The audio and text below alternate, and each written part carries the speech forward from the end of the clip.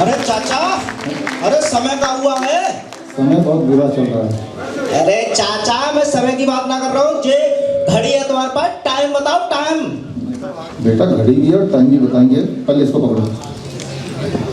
तब धूप हो जाए, धूप आने टाइम बताएंगे, घड़ी भी है। घड़ी निकाली, सीधे रखो यार। बेटा थोड़ा इधर रखो। ऐसे धूप उधर से आ रही है। दक्षिण, पूरब, पश्चिम।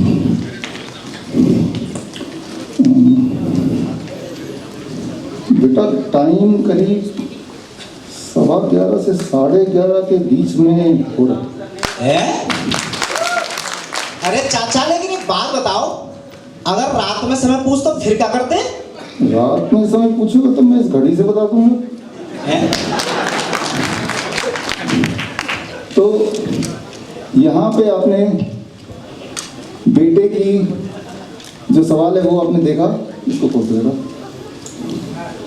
और चाचा का जो इंटेंशन, चाचा का जो मकसद है वो भी आपने देखा।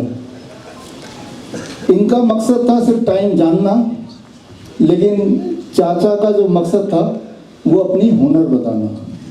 दोनों के दो अलग अलग मकसद थे, है ना। तो जब मकसद अलग अलग हो जाते हैं तो ये दिक्कत आती है। यहाँ तो खैर हार्मलेस था, बेटे को ज़्यादा तो नुकसान नहीं होगा, लेकिन आज की तारीख में ऐसे मॉडर्न चाचा हैं बहुत सारे जो अपने इंटेंशन की वजह से, अपनी हुनर दिखाने की वजह से बहुत सारा नुकसान कर देते हैं।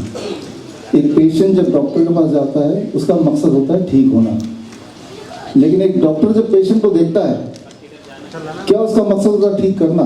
क्या एक किताब मेडिकल जगत की बरसों पुरानी मान्यताओं पर नई बहस छेड़ सकती है?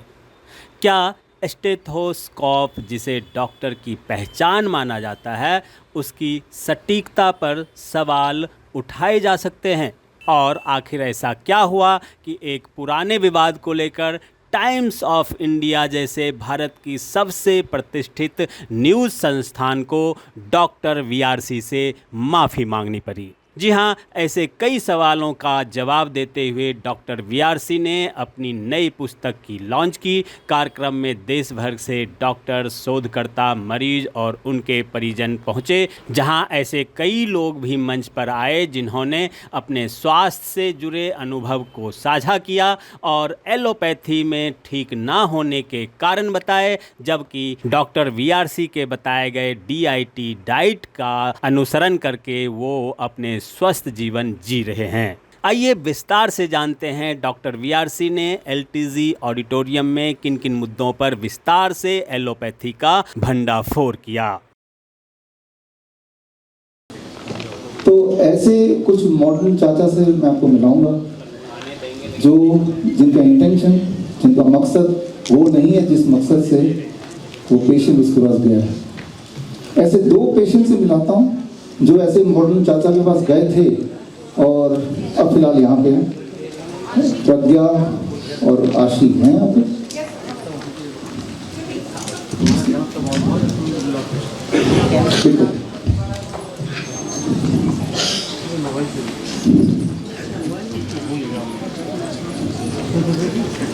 प्रज्ञा, आप हैं प्रज्ञा? आशिक, आप हैं आशिक। ये प्रज्ञा आपके सामने है। बात है मार्च 2026 की, 2-4 महीने पहले की बात है। और प्रज्ञा अपने पेरेंट्स के साथ ऐसे एक मॉडर्न चाचा के पास गए और जाने के बाद मॉडर्न चाचा ने प्रज्ञा को बोल दिया, इनके पेरेंट्स को बोल दिया कि बच्चे को तो डायबिटीज़ टाइप 1 है और ज़िंदगी भर इंसुलिन पे रहेंगे, ज़िंदगी भर, for rest of the life, ऐसे कुछ बोला था, है ना। ज़रा सोच के देखिए, ये तो ठीक होने गए थे ना, लेकिन चाचा अपना हुनर दिखाएंगे। चाचा का जो पर्पस, जो मकसद है, वो वही मकसद नहीं है जो पेशेंट का मकसद है। पेशेंट का मकसद कुछ और है, मुझे ठीक होने के लिए जा रहा हूँ, ये सोच के वो गया। लेकिन वहाँ जो मॉडर्न चाचा है उसका मकसद कुछ और है। इंसुलिन की सेल बढ़े, हमारा भी मुनाफा बढ़े। वो कब बढ़ेगा? जब ये बच्चा लगातार कस्टमर बना रहेगा जब तक कि बच्चे के अंदर जान है, तभी तो होगा ना। तो बड़ी दिखने वाली प्रॉब्लम का कोई आसान हल भी हो सकता है। अभी आपने देखा थोड़ी देर पहले गांव के चाचा को कि आसानी से वो घड़ी देख के टाइम बता सकते थे, लेकिन घुमा फिरा के अपना हुनर दिखाने के लिए, क्योंकि उनका मकसद टाइम बताना नहीं था सर, उनका मकसद ये भी बताना था कि भाई मैं कुछ अलग हूँ, मैं आपसे ज़्यादा ज्ञानी हूँ, है ना। तो ठीक उसी तरह से इनके साथ हुआ। और पहले तो चुग हॉस्पिटल आप भिवानी गए 6 अप्रैल को, उसके बाद अप्रैल महीने में मेदांता हॉस्पिटल गए और वहाँ से 30 यूनिट इंसुलिन लेते थे। 30 यूनिट इंसुलिन की ज़िंदगी की शुरू हो गई। आपका उम्र कितना है अभी? 10 ईयर्स, है ना। कौन सी क्लास में पढ़ते हैं? 6th में पढ़ते हैं। 6th में पढ़ते हैं। 30 यूनिट इंसुलिन माइक है। तो जो कहानी आपके मॉडर्न चाचा ने आपको बताई, थोड़ा सा अपना उस वक्त का, मार्च का, अप्रैल का थोड़ा सा बताइए, अपने बारे में बताइए पहले तो। नमस्कार साथियों सभी को, मेरा नाम अभिषेक है, मैं भिवानी हरियाणा से हूँ। जैसा कि डॉक्टर साहब ने बताया, ऐसे ही मेरे को यानी ज़िंदगी में अचानक ही एकदम से यानी जो कहते हैं ना दुर्घटना, वो होगी। और वो दुर्घटना इतना भयानक रूप जब ले लेती है जब वो आपके बच्चों के साथ हो। तो ऐसे ही मैं मेरी बेटी को लेकर गया भिवानी में चुप के पास, तो उन्होंने इसको डायग्नोज किया तो डायबिटिक बताया, बोले आपकी बेटी डायबिटिक है। ऐसे ही यानी थोड़ा एक बार तो शब्द सुना मैंने, लेकिन ये लगा हुआ चलो भाई थोड़े दिन में ठीक हो जाएगा, जैसे फीवर होता है वैसे होता है। लेकिन जैसे ही वो मेरे को बताते गए सारी चीज़ें, तो वो यानी एक किस्म से लाइफ लॉन्ग के लिए ऐसे होगा कि भी आपको इंसुलिन पे रखना पड़ेगा इसको। तो ऐसे करते करते 6 दिन 7 दिन उन्होंने रखा हॉस्पिटल में एडमिट इसको। उसके बाद मैं ज़बरदस्ती छुट्टी लेके आया, आपको ये बताना चाह रहा हूँ, क्योंकि वो बोल रहे थे, वो पैनिक हो गए एकदम से। मैं बोला जी मैं सेकंड ओपिनियन लूँगा, क्योंकि मैं सेटिस्फाइड नहीं हूँ कि भी इस तरीके से बच्ची को 10 साल की होती है, पहले बीच में कभी कुछ नहीं हुआ, लेकिन अब एकदम से ये क्या हुआ।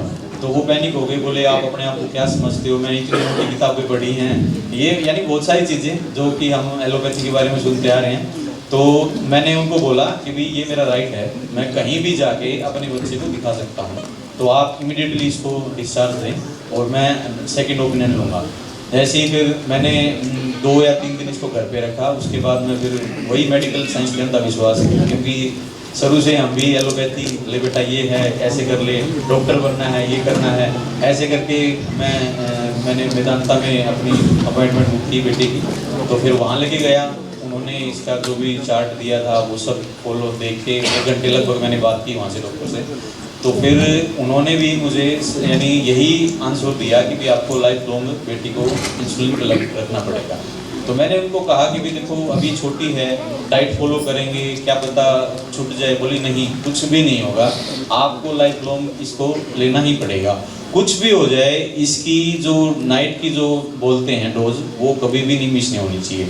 तो ये करते करते हमने, हमारी फैमिली ने अपना ही लिया लगभग कि भाई ऐसा ही करना पड़ेगा, जैसे भी है वही इस पर मेहनत करते हैं डाइट पे, या फिर जो भी इसकी यानी कम हो जाए यूनिट। ऐसे करते करते फिर मैं एक बीच में बात भूल गया, जो ये एडमिट थी, जब मेरे एक फ्रेंड हैं, फैमिली फ्रेंड, उन्होंने डॉक्टर BRC सर की यानी वीडियो भेजी, तो मैं उनको देखने लगा।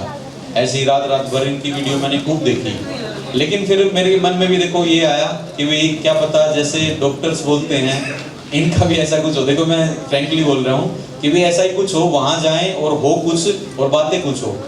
ऐसे करते करते फिर भी मैं डरता रहा कि भाई कभी ऐसे जाएं और मेरे को रिस्पॉन्स ऐसा ही मिले जो 2-3 डॉक्टर से मिला है। ऐसे करते करते मैंने इसको यानी फॉलो करता रहा। मैं 15 दिन के बाद फिर मैंने डॉक्टर साहब की यानी जो टाइम के अकॉर्डिंग इसको डाइट देना शुरू किया कि भाई ऐसे करना है, टाइम पे करना है। लेकिन कुछ चीज़ें मैं मिस भी की मैंने, जो यानी बाद में कैंप ज्वाइन करने के बाद कि वो उसमें मिस करता रहा। लेकिन मैं आपको सभी को ये बताना चाहता हूँ कि भी जो 4 टाइम इसको मैं इंसुलिन देता था, उसमें एक टाइम मेरा खुद का डिसीजन था because of BRC sir diet, KIP diet जो मैंने फॉलो कर रहा था। तो एक जो यूनिट यानी 4 यूनिट मैं इसको रात को 8 बजे देता था, वो मैं खुद बंद कर दिया 15 दिन पहले। उसके बाद मैं कैंप ज्वाइन किया, क्योंकि इसकी छुट्टियां थी जून की, तो मैं छुट्टियों में अच्छे से डाइट फॉलो कर लेंगे इस करके। और छुट्टियों से पहले मैं फिर कैंप में गया मेरठ। तो मैं सभी को ये बताना चाहता हूँ, मैं यानी उस दिन सपना ही था मेरे लिए। पहले ही दिन इसको कोई भी यूनिट नहीं दी और मैं और मेरी बेटी बगैर बन के उठ रहे थे। ठीक है, मैं बता रहा हूँ, बगैर बन के उठ रहे थे सभी के, दोनों के दोनों वीडियो कॉल पे मदर्स को इसकी मदर को बताया, मेरी मदर को बताया, सबको बताया। एक दिन गया, 2 दिन गया, आज 1.5 महीना हो गया है, लगभग 2 महीने, तो हम पंख से ही उठ रहे हैं। और ये हमारा सपना जो एक बुरा हुआ था वो सच हो गया, अच्छा सपना।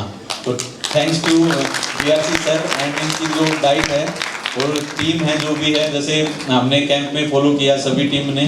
और 1 महीने के जो कैंप था उसके बाद जो भी टीम थी, डॉक्टर ललिता है, डॉक्टर जो भी मैडम जितने भी थे, उनका मैं तहे दिल से धन्यवाद करना चाहता हूँ। और सभी से मैं अनुरोध करता हूँ कि भाई DIP diet is the best diet जो है खाने के लिए, वो DIP डाइट ही है, इसके अलावा कुछ भी नहीं है। एक छोटी सी चीज़ और ऐड करना चाहता हूँ, 2 बच्चे और हैं मेरे, उनको इन बिटवीन जो भी फीवर या फिर खांसी जुकाम जो भी हुआ, मैंने डॉक्टर साहब से वहाँ कैंप में क्वेरी की थी, उनको ही फॉलो करके मैंने ठीक किया। एक सिंगल एलोपैथी शीशी या दवाई गोली कुछ भी नहीं ली मैंने। ये देखो एक है कि भी इसको बोल सकते हैं हम कि भी एलोपैथी 0 है और DIP डाइट है जो वो बेस्ट है। Thank you sir. आप कैंप में आए, कैंप में मिला और कैंप में वही किया जो वैसे भी कोई घर पे भी कर सकता है इजीली, है ना। लेकिन सेटिस्फैक्शन होती है जो आसपास मिलते हैं, जैसे अभी मिल रहे हैं, आपको भी सेटिस्फैक्शन होगी कि जब सामने आप देख रहे हैं। हम में से यहाँ पे तो हमारे क्लिनिशियंस हैं जिनका रोज का काम है इस तरह से पेशेंट्स को ठीक करना। जो क्लिनिशियंस हैं एक बार हाथ रेज करें तो आप देख रहे हैं, तो अधिकतर क्लिनिशियन है एवरी सिंगल डे आपके पास ऐसे बच्चे आते हैं जो इस तरह के केसेस आते हैं और आसानी से आप उसको ठीक कर देते हैं। वही डाइट, वही टाइम एज मेडिसिन जो आपने अभी जिक्र भी किया और आपने उसका रिजल्ट भी देखा। अभी अगर दोबारा से उसी मॉडर्न चाचा के पास पहुंच जाएंगे कि भाई देख लीजिए मेरे तो बच्चा ठीक हो गया है, राइट, तो बोलेंगे ऐसे नहीं कि खुश हो जाएंगे वो कि बताओ कैसे ठीक हो, बाकी बच्चों को भी हम बताएंगे। वो बोलेंगे हनीमून पीरियड है ये, ऐसे ही बोलेंगे ना। हाँ, तो आप बोलिए हनीमून पीरियड ये कब तक चलेगा? ये जिंदगी भर हनीमून पीरियड ही चलेगा, यानी कि दोबारा कभी जरूरत नहीं पड़ेगी। तो सवाल ये है कि आप बाई चांस 2-3 महीने के अंदर या कुछ दिनों के अंदर ही हमारे पास मई महीने तक आ गए, बाई चांस की बात है। सोच के देखिए, अगर बाई चांस नहीं होता जैसा कि आशिक के केस में हुआ। आशिक का केस अगर हम देखें यहाँ पे, आशिक गुप्ता 12 साल 2015 20 दिसंबर 2015 चाइल्ड सेंटर लाजपत नगर यहाँ आप पहुँचे, है ना। और तब इनका तो काउंटर करने के लिए अखबार में टाइम्स ऑफ इंडिया ने फ्रंट पेज में डाला, how the vaccine myths are spreading in India, 13 दिसंबर 2020 फ्रंट पेज में, राइट, और डाला। और मुझे तो विलन ही बना दिया उसने, है ना। तो उसके बाद अब क्या करें, तब वैक्सीन आई नहीं थी, at the time vaccine was not there. और तब हमारे वकील हैं सोमनाथ भारती, सुप्रीम कोर्ट के वकील, तो उन्होंने बोला कि ये अपने नाक रगड़ते हुए घुटने पे आएंगे, आप चिंता मत करो, मैं देख लूंगा। और उसके साइड बाय देखिए कितना डेट है, 24 मई 2026। कितने साल हो गए? 6 साल उन्होंने, हम मुझे कभी तंग नहीं किया, उन्होंने केस लड़ा सोमनाथ भारती जी ने, और 6 साल बाद उन्होंने फोन किया। आज का टाइम्स ऑफ इंडिया पढ़िए, तो आज का टाइम्स ऑफ इंडिया यानी कि 24 मई का मैंने पढ़ा, उसमें उन्होंने माफी मांगी उस दिन के लिए जो 6 साल पहले उन्होंने गलती की। तो भारत का सबसे बड़ा जो प्रिंट मीडिया बोलेंगे, सबसे बड़ा प्रिंट मीडिया हाउस ही बोल सकते हैं, तो उनको अगर हम 6 साल लगे सही, लेकिन अगर उनको भी अगर अपने टर्म्स ले आए, थोड़ा बहुत झुका दिया, तो इसका मतलब है कि लगातार कोशिश करते रहो, कर रहे हैं। हमारे टीम अलग अलग जगह पे अपने कैपेसिटी पे कर ही रहे हैं, जितने सारे तरीके हो सकते हैं लोगों तक पहुँचने तक, या पहुँच रहे हैं, या ट्राइंग।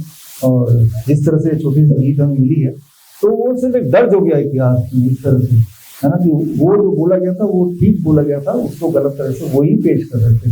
नहीं तो सोचिए क्या कारण हो सकते, 6 साल बाद उनकी आंखें खुली, अरे उस दिन जो हमने लिखा था उसका भी करेक्ट कर देते। नॉर्मली आप देखेंगे कोई गलती अखबार करता है तो अगले दिन ही उसका करेक्शन का एक छोटा सा लाइन आ जाता है। 6 साल बाद ये दुनिया का पहला केस होगा कि जो भी उन्होंने लिखा था 6 साल बाद एपोलॉजी का उन्होंने सारे एडिशन में लिखा, ऑल एडिशन।